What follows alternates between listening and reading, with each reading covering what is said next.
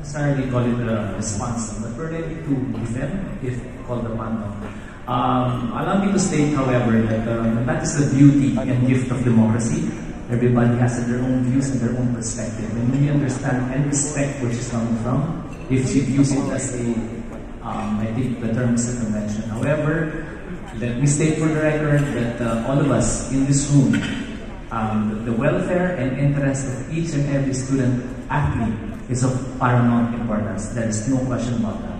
So we all agree on that, and that's the most important thing. We may have different views on how to get there, but again, allow me to state that the welfare of each and every student athletes is of paramount importance.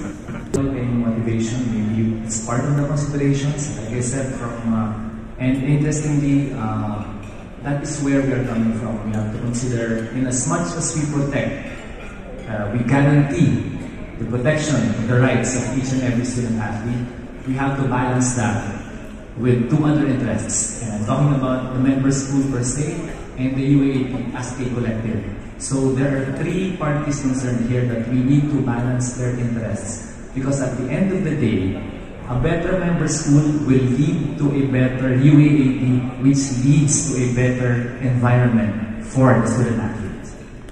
Just to say, any transfer after the conclusion of academic year 2024. So, just replace, I guess, after dapat, kailangan makakonclude na.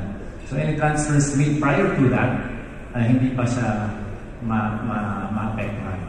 I'm not privy with regard to whatever structure each of the members' schools. I'm speaking on behalf of the collective of the UAAP. Not really privy on the arrangements of each of the member schools and each of their teams, talking about chess and baseball, kung may team teams sila.